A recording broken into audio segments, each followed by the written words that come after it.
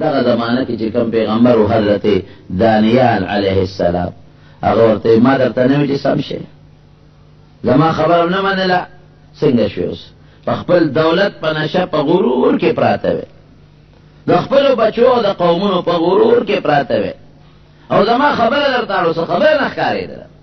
زما خبرو پورې هم ټوکې کول لکه اوس څنګه د مليانو د خبرو پورې خلک ټوکې کوي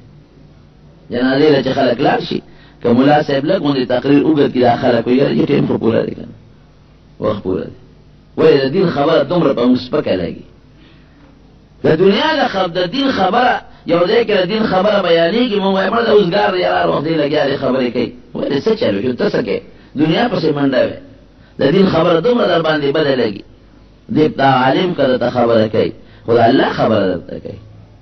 که دا عالم درته خبره کوي خو د الله د رسول خبره درته کوي که دا تبلیغ والا درته خبره کوي خو د الله او د رسول خبره درته کوي تا ته خو پیسې خو در نه غواړي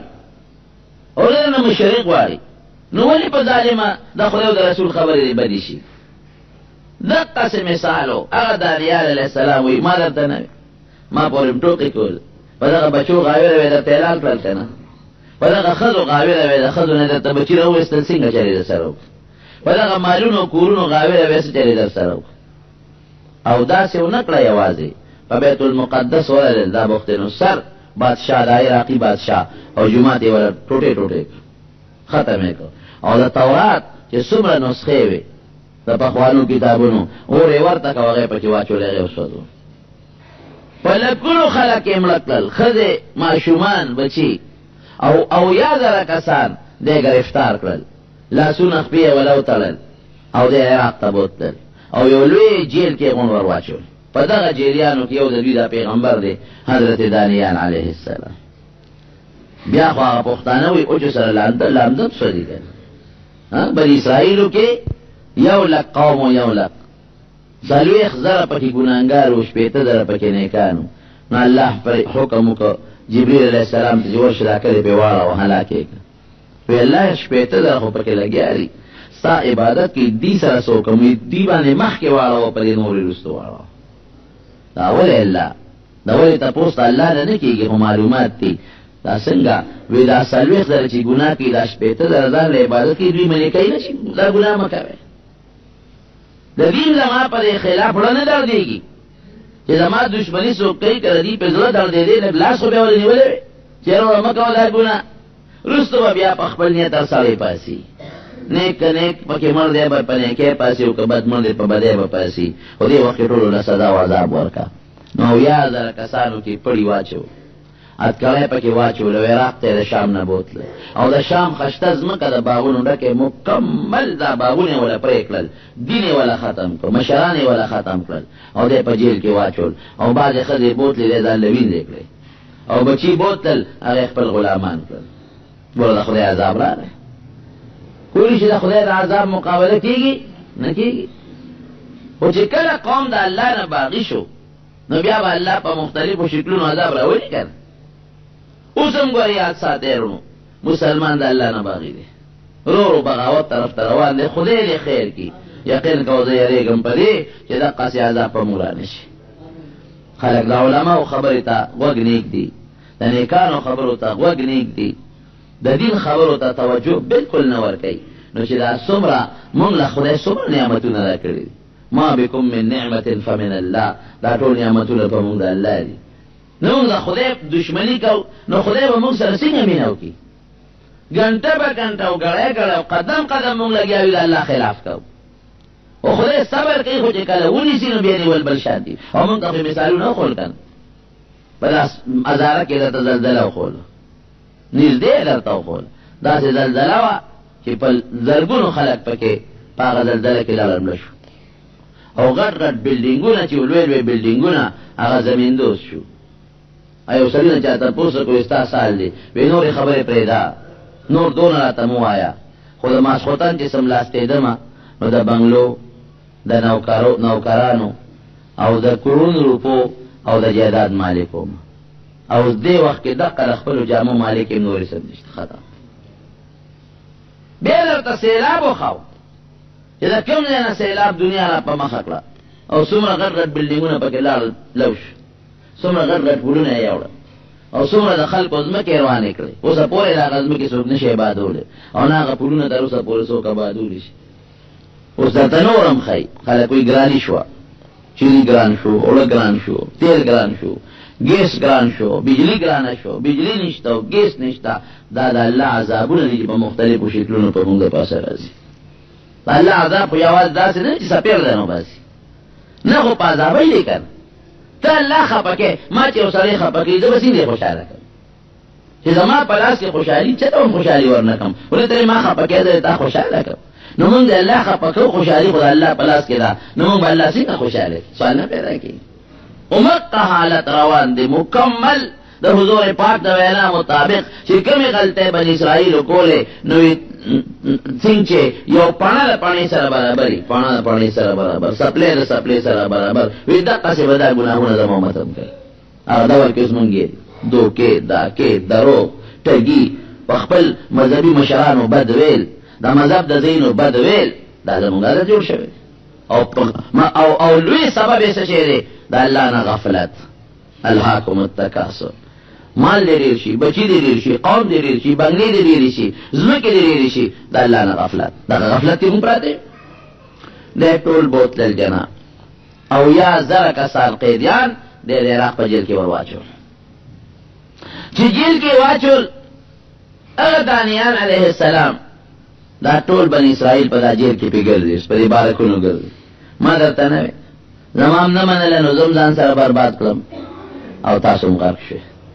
ښځې څه شوې لاړې، لوڼه څه شوې پته هم نه لګي، بچي څه شو پته هم نه لګي،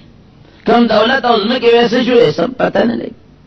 نه چا له بچي پته لګي او نه چا له ښځې پته لګي او نه خدای دې داسې حالت نه ساتي. هغه ښځې او بچي لوڼې کافرانو سره پراته دي، دی په جیل کې پراته دي، څه پته لګي چې لور کم کافر سره ده او ښځه کم کافر سره ده، او ښځه مړه ده او که جمدی ده، او لور جمدی ده او که مړه ده، او بچي څه شو زمام نه منل. یاره غلطی شوی ده او به دا ورخطیر دی اوس څوک وی اوس الله ته رجوع کې لوی رب ګورې بیا معافي کوي، اوس الله ته رجوع کې اوس وجاړی خدای پاک ته. نو په هغه جیل کې جړا شروع کړه، ګوره بیا دې خدای معاف کوي. عذاب او تکلیف چې کله راغی الله ته دې رجوع کړه نو الله بیا هم ګورې خوشحالېږي. په هغې خلکو عذاب راغی رجوع یې وکړه الله معاف کړل. مونږ باندې عذاب ورو شقوار روان دی، دا عذاب هغه قسطونه را باندې روان دي. اوس هم وخت دی که مسلمان الله ته رجوع کړه، ممکن د الله رحم وکړي. نو الله ته رجوع کړه، زاری وکړه، جړاګانې شروع کړې. اتفاق ته ګوره دانیال علیه السلام خو د خدای پیغمبر دی، نو د جیل چې کم حاکمانو او کم داروغه د جیلو او کم د جیل هغه پولیس والا دي، د هغوی په زړه کې د هغه اعتقاد پیدا شو چې دا سړی خو ډېر ښه سړی دی. ښه سړیتوب د اخلاقو نه معلومېږي، دا خو ډېر ښه اخلاق دي. دې خو مونږ سره په جیل کې هېڅ قسمه دا جیلیان خو کله چې ډوډۍ چې کمه میلاو شي جګړه هم کوي که نه. هغه جیل داسې نو لکه زمونږ د جیل چې A کلاس او B کلاس پکې وو.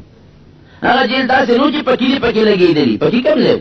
هغه جیل داسې نو چې ډوډۍ دې پکې ورته د هوټلو نه میلاوي کیسه معمولي غوندې دال مال او څه قیسې پیسې او سرمړی ډوډۍ به پکې میلاوېدله، داسې جیلونه نو. الله ته رجوع کړه، الله ته به جړل. دعوت او تبلیغ سلسله مکمل په دا جیل کې جاري وساتله. د جیل دغه حاکمانو په نظر کې چې دا خو نه جلسه کوي نه جلوس کوي نه التال کوي او زمون خدمت کوي په جیل کې دننه، او د جیل صفای په خپله کوي لګیا دي، ټټۍ په خپله صفا کوي. یاره دا خو ډېر نیکان خلک دی، دا مشر یې چې دی دانیال علیه السلام دا خو ډېر نیک سړی دی. نو د جیل داروغه او د جیل هغه مشرانو یې په جیل کې لږ ډېر قدر چې دا خدای ته وجړل او معافي د الله نه وغوښته، نو الله رحم راغی، خدای راخه د جیل نه وباسه. نو دغه بخت نصر بادشاه یو خوب ولید، ډېر خطرناک خوب یې ولید. چې خوب یې ولیده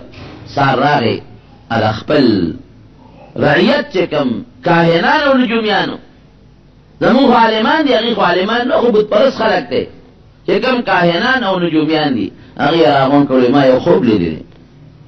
او ډېر خطرناک خوب دی، داسې دی چې ما له خوب نه راځي اوسه وجود نه مې خولې بیږي ما ته د هغه خوب تعبیر بیان کړي. وی صاحب خوب راته بیان که خوب دې څنګه لیدلی؟ وی خوب مې یېر دی، خوب نه دی یاد، خو حیبتناک مې لیدلی دی. هغې وی صاحب چې خوب ته مونږ ته بیان نه کړي نو مونږ تعبیر دسو بس ته مونږ ته خوب بیان کړه، مونږ به تعبیر وباسو. صحیح سبق کې راته خیر دی بیان کا، نو مونږ به تعبیر وباسو. بادشاہ وی خوب مې یې دی، ما ته خپل خوب هم یادوي او تعبیر به وباسي. او که درې ورځې کې دنه مراته خوب یاد نه کو، تعبیر مونږ سرمند نه وباسو. یې بادشاہ مونږ ته خوب نه څه خبرې، ګوره د اور خواره زمانه کې شته کنه، مونږ ته خوب څه خبرې، ته خوب وایې مونږ تعبیر وی تاسو باندې دا دومره پیسې زه لګوم او علم نجوم درته ښیم او تاسو کاهانت زده کوئ، کاهنان هم کې کړئ او سحر زده کوئ، نو تاسو خو دعوې کوئ کنه چې مونږ ته د غیب علم دی، سبا چې څه کېږي هغه مونږ درته ښایو. نو دا د غیب علم چې تاسو زده کړی ما ته زما خوب بیان کړئ کنه، زما پیسې مه څه راکې کړئ، په ما اسې سکولونه او مدرسې جوړې کړې دي. دا کاهنان ولې اوس هم دا د غیب دعوې ماوې کوي. د اخباراتو کې کله کله زر اشتهارات وي نو خندام راشي او خفم شم، د مسلمان په حال له خفګانم راشي. وی راشه مونږ سره ملاو شي، انعامي بانډ نمبر درته ښایو، راځي که نه راځي؟ انعامي بانډ نمبر درته ښایو او امتحان د کامیابۍ هغه اصولونه درته ښایو. نو زمونږ خلک ناپوهه دی که نه، لاړ شي پیسې میسې ترې والي او څه چل ول ورسره وکړه. لکه کاغه ته دومره پوهه وي چې دا د انعامي بانډ ښایي چې کوم بانډ به راخېږي، نو دغه بانډ ځان له ولې نه الي چې د کوڅې د ناستې نه خلاص شي. هغه فوټپاټ د پاسه غریب ناست دی، پېښور کې ځان له راپوټې دوکانګې نیولې دی او ټول چینم راکاږي، نو ځان په غم اخته دی، پیسو ته د بل جیب ته سترګې نیولې دي، نو خو دغه بانډ نمبر یې ځان له معلوم کړي، روزي کروڑونو روپۍ به روزي نه خلاص شي. او چې تا ته ستا بچې پاس کولی شي نو خپل دې پاس کړي چې د پلوین او غریبۍ کې غم نه بخلاص شي. یو ځل پېښور کې روان وم دې بالا حصار سره، هلته دا جادوګران دا دغه ناستي دا مرغو والا کتابونه زما یو مریض ته پوست تلم، تېز وم خیال مې نو زما دې پیسې ته یې ګوتې واچولې، ایلکار یې غورځولی به خدای دا سم چې مې وکتل دا خدای والي دا څښا نسواري دی او دا زیل غاښونه یې نیولي دي او لاندې ناست او مرغۍ ورته ناست وي. ما ویل خدای ظالم اوس په دې پټ را غورځولی یم، خیر دی وی دلته راشي چې قسمت ته ټیک کړم. الله اکبر، ما یې زما قسمت الحمدلله ډېر مزېدار دی او ډېر د خدای نه په خپل قسمت خوشحال یم. خپل ټیک کړه چې د ناستې نه خلاص شي، دې مرغو نه خلاص شي، ته د کور د خدای عبادت وکړې چې د بالغ ته ډډه وې په پوزه کې د خړ پوزه کې د پاسه زه بابا وایي مونږ څه پته وه. دغه زموږ د خلکو کار دی. څوک هغلته اخبار کې وایي ګارنټي کې ساتھ، ګارنټۍ سره بچې ورکو، ګارنټۍ سره زوی ورکو. الله اکبر، ګارنټۍ زوی ګارنټي تا سره خدای فیصله ده. یهب لمن یشاء اناثا ولمن یشاء الذکور، چاله لونه ورکوي چاله زامن او یزوجهم ذکرانا و اناثا، چاله هلکان جنکې دواړه ورکوي.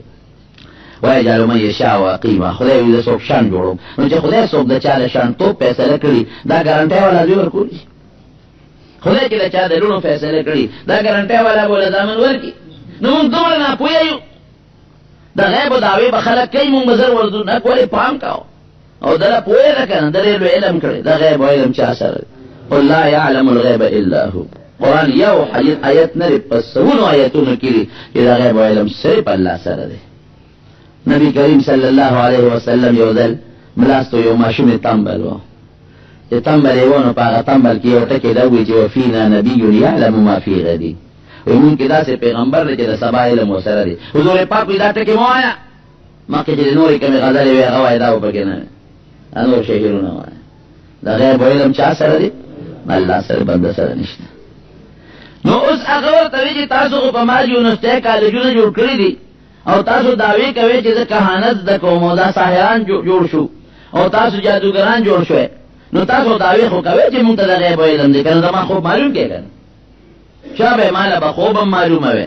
او د خوب تعبیر به معلومه وی. او که معلوم نه که درې ورځې الټیمیټم، نو درې ورځې دنده کې سرمنده نه وباسم. نو جومیانو لاسونه رپېدل چې دا څه پیغام واورېدو، مونږ دلته د خوب نه څه خبر یو چې د څه خوب لیدلی او بادشاه نه خوب یې دې کې خبره خواره شوه. دا خبرې ډېرې زر خورېږي، زمونږ د غریبانو دا قصې چې وي دا دومره نه خورېږي او دې بادشاهانو چې مسلې پېښې شي دا زر خورېږي. تاسو وګورئ که نه هاي میمو سکینډل او بل سکینډل دنیا کې خبر ده. جیل ته خبره ورسېده، دانیال علیه السلام د جیل هغه داروغه ورغی، وایي داسې کار دی تاسو بادشاه خوب لیدلی او تعبیر غواړي او خوب هم غواړي. وایي ما ته دا خوب هم معلوم دی او تعبیر ما ته معلوم دی. او لږ شه بادشاه ته دې ووایه چې دغسې جیل کې یو سړی دی او هغه ته ستا خوب هم معلوم دی او ستا د خوب تعبیر هم معلوم دی او دی کې داروغه ته وایي ستا هم خیر دی او زما هم پکې خیر دی وایي ستا پکې دا خیر دی چې ستا ته به بیلې ولګي درجه به دې اوچته شي نمبر به دې زیاتې شي ترقي به درته میلاو شي او زما پکې دا خیر دی چې ممکن ده د جیل نه وځم دا مرګرین د جیل نه وباسم د جیل داروغه وایي چې ګورې زمونږ دا بادشاه ډېر سرکشه دی او اسې نه چې زه ورشم او نه راته خوب معلومي او نه راته تعبیر معلومي نو مونږ پې بېغمه نه کوې مونږ له کارونه ګورې او یې نه که نه زه دعوې سره درته وایم چې ما ته خوب هر څه معلوم دی خو ته ورته ووایه دا داروغه لا بخت نصر ته وایي چې دغسې ما سره جیل کې سوي یو قیدي دی ډېر ښه سړی دی او ټول صفتونه یې وکړل هغه قیدیانو کې دی چې هغه د شام نه موږ وروستی دي ډېر نیکان خلک او ډېر عبادت گزار دی دا مخې رڼا کوي او هغه دا دعوه کوي چې ستاسو د بادشاه خوب هم ما ته معلوم دی او تعبیر یې ما ته معلوم دی وایي شاه به فورا یې راوله خشته جامې ورته واچوه یې نه وباسه خپلې جامې ورته واچوه حاضر کړه د جیل هغه داروغه راغې او دانیال علیه السلام ډېر ښکلې مزېداره جوړه راوړه یې ورته واچوله وی راځه ستا خو کار وشو بادشاه له دې بولو چې لال بخت نصر په خپل تخت ناست وی ورغې سلام یې ورته وکړ داروغه ورسره دی نو دې بال اوچت کو په تخت کې وی زما خوب تا ته معلوم دی ما ته زما خوب ویلې شوی یو څه او تعبیر به مو ویو بالکل وی خدل ترازه په تخت کې کېنو او چې څومره کاهنان او نجومیان او دا خلک ناست دي وزیران دام په دربار کې ناست بادشاه ورته ویل اول د یو تپوس کوم وی زما د دربار خدا طریقه ده چې څوک دلته راشي ما ته سجده کوي تا ما ته سجده ولې ونه کړه زما تعظیم دی ولې ونه کړه اوس که دانیال علیه السلام ورته دا وایي ګوره پیغمبر ګوره عقلمنه وي پیغمبر له خدای ډېر عقل ورکړي که ورته دا وایي چې نه صاحب زه خو پیغمبر یم پیغمبران خو چاته سجدې نه کوي که دا ورته وایي چې ما ته خو خپل خدای ویلي دي دا خو ګناه ده نو ممکن ده چې سلا وله ورکړي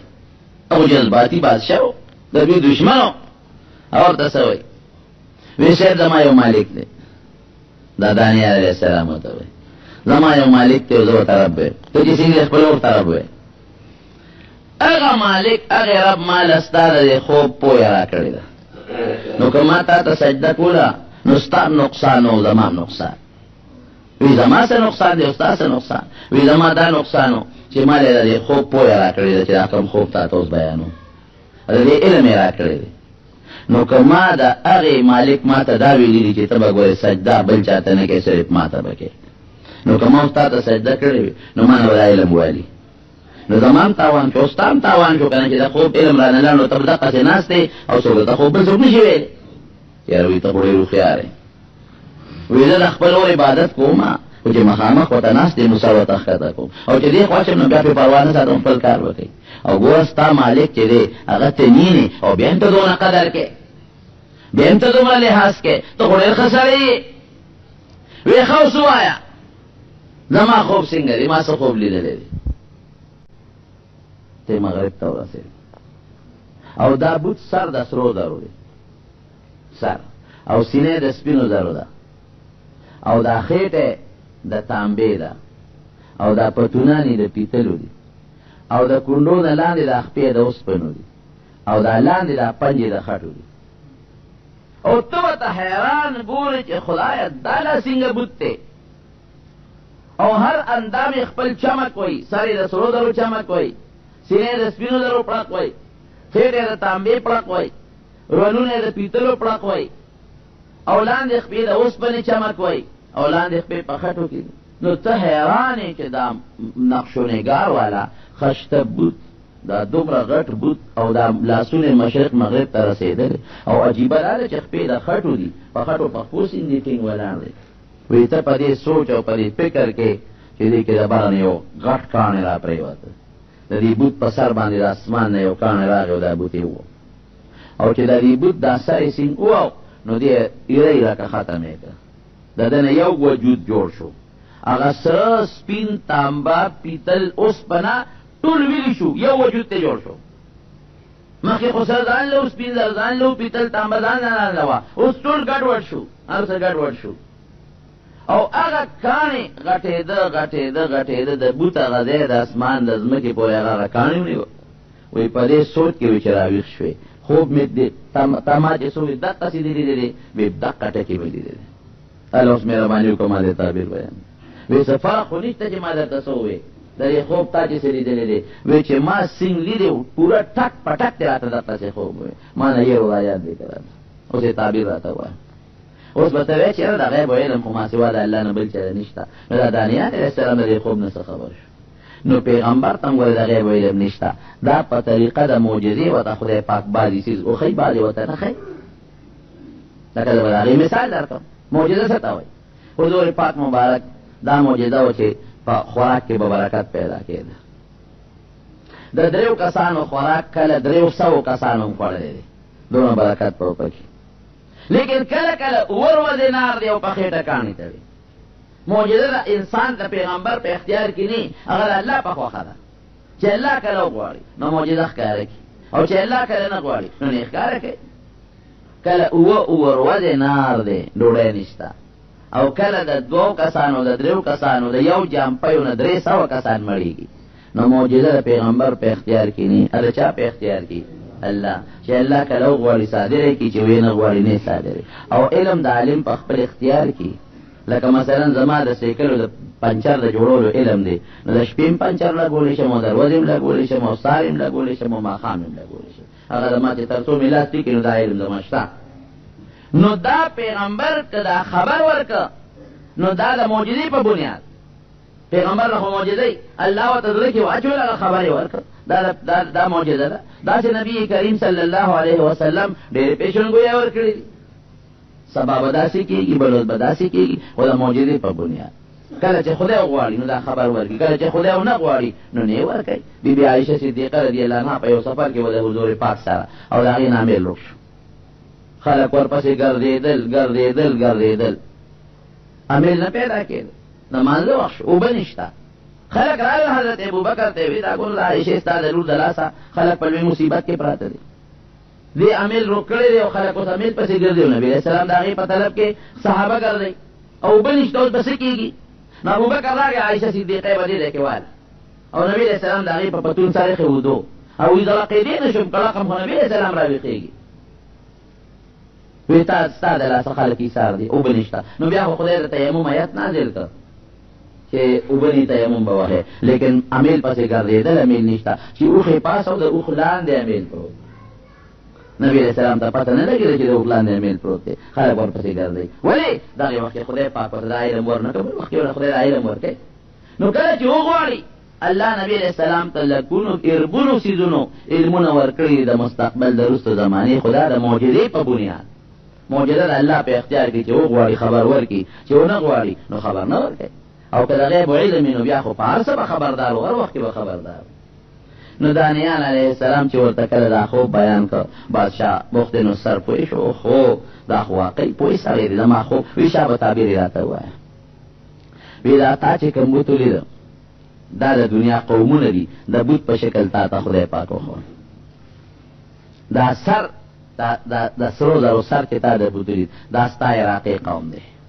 په هغه زمانه کې د عراق قوم ډېر متمدن و دا ستا قوم دی او نن په ټوله دنیا کې ستا د سر حیثیت دی ستا قوم د سر حیثیت دی لکه امریکا چې نن د سر حیثیت لري سوپر طاقت یې ته بیا ورپسې دا سینه چې دا بل قوم دی دا ستا نه لاندې ستا نه پس به د دې قوم حکومت په دې ټوله دنیا راځي دا به څوک دا به ترکیانې دا هغوی دغه شکلونه دي ورپسې لاندې بیا تانبه ده دا د سرو خلکو د سور قوم نشان دی دې نه پس به هغه خلک سوپر طاقت جوړېږي د هغې بادشاهي به راځي او بیا لاندې پتونان د پیتلو دي زیړ قوم چې کوم مخونه زیړ دي په دنیا کې د هغې حکومت به راځي هغه سوپر طاقت دي او بیا لاندې د خپې تورې دي د تورو خلکو لکه د نایجیریا والا د سودان والا حبشې والا د دې خلکو دا به سوپر طاقت دي د هغې بادشاهي به راځي او لاندې دا چې کومې پنجې د خټو دي نو بیا به اخره کې د ښځو حکومت راځي ښځه به بادشاهي او کمزوري حکومت به وي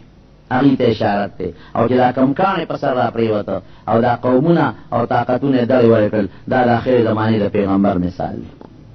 دا ټول قومونه او طاقتونه به یو شان کې راغونډېږي هغې کې به بیا د تورو سپین تمیز نه اوس خو ته وې زما قوم سور قوم دی د دې بادشاهي ده د امریکا کې یو زمانه کې هم دغسې وه د تورو د سپینو منځ کې جنګ و سپینو به یې مونږ غوړئ او تورو به یې مونږ غوړئ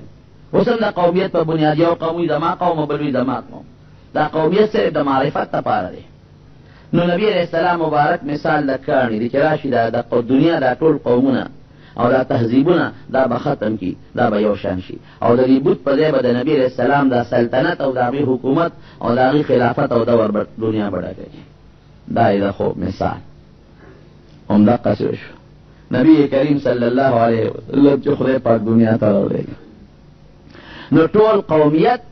او د قوم فخرونه دی ختم کړل اعلان یې وکړه د عرفات په میدان کې وی خبردار ای خلکه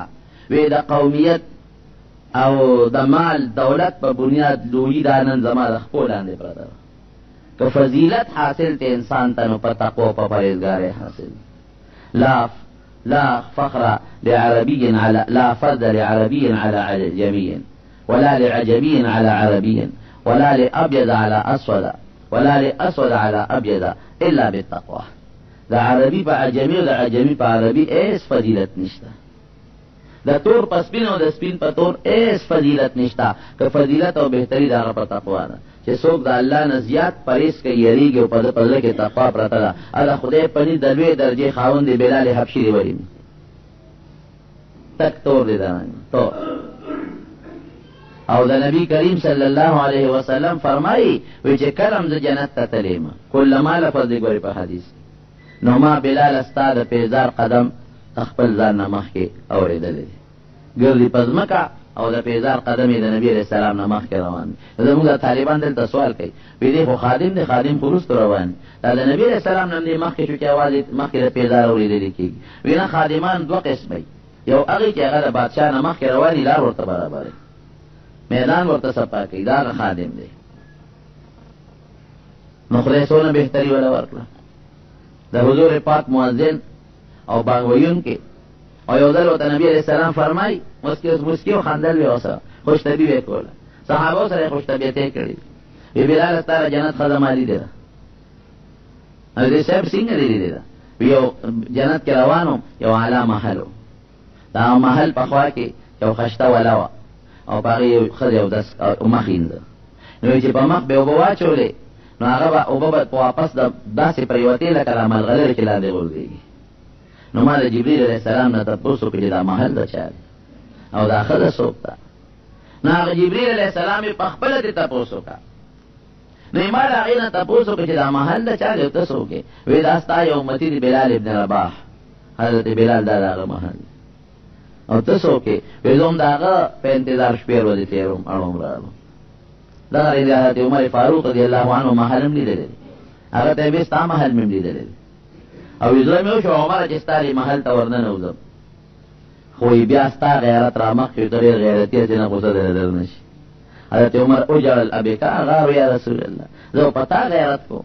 چې ته ورننوتې خو زما دپاره به دا ډېر لوی فخر او برکت نو ابو لهب تک سپین خشته ښکلې ابو جهل د قوم سردار عتبه امیه د قوم سرداران تقوا پکې نشته ایمان پکې نشته جهنم خشاک او بلال تک تور صہیب او دارنگی دا سلمان او دا خباب دا غلامانو لیکن تقوا پکی دا نو دا جنت سرداران دی نو نبی علیہ السلام مبارک ذات پت ختم کا دا پا ہندوانو کشتا دا چوت قوم دی او دا فلان کی قوم دی او دا فلان کی قوم دی دا قوم با بادشاہی کئی او دا با بادشاہی نکی نا دا پکی نشتا اسلام دا رنگ نسل دا قوم تفریقہ مکمل ختم کرا فرق دی او بهتری دا هغه په ایمان په اسلام او په تقوا باندې نو جناب داوی د نبی علیہ السلام مثال شو نو بخت نصر څه چلو بخت نصر هغه ته وایا اوس بلاسې مهرباني به وکړي چې ته زما وزیري دانیال علیہ السلام دې تعالی خدای دې په درکړي او عقل دې درکړي ته ما لا بارکېږي نه ما سره وته وزیر او نور مطالبه وی زما قوم جیل کې پراته دی وی دا به عزت سره خلاص کوم بالکل عزت سره او زما د قوم لونه او زما د قوم خویندې هغه ستا د سپایانو د فوج په غلامۍ کې دي وی بالکل به خلاصې وی دا به خلاصې کم تاسو بچي به هم آزاد کم او د چا چې کم بچي دی هغه د علی بوزي او د چا کومه ښځه ده او ته به ما سره وځې وی نه صاحب زما بله مطالبه ده زه به ستا د سلطنت لاندې وخت تېروم خو ما به خپل شام بیت المقدس ته لېږي چې زه خپل علاقه آباده کړم ډېره ښه ده او مغه شام یې واپس وله ورکړه هغه بیت المقدس واپس وله ورکړه هغه ښځې بچي لونه چې کوم غلامانو په عزت ورته واپس میلو شو خو سزا خو یې وسکله که نه الله سزا ورکړه خو چې بیا الله ته جړه او فریاد وکړه انابت الله راغی الله ته جړه او فریاد وشو نو الله بیا معافي وکړه رونو دقه دور روان دی ګورې د خدای د عذابونو مختلف شکلونه په موږ د پاسه را روان دي دا ګراني ده او دا بیماری ده او دا ماشې دی او دا فلانکې وایرس دی او ډینګي وایرس دی او دا فلانکې دی او فلانکې دی او فلانکې دی دا ټینشن موږ د دماغو کې جوړ دی دا سوچ او غلط فکرونه سوچونه زمونږ په دماغو کې پراته دي دا موږ د خدای نه لرې یو خفه کېږي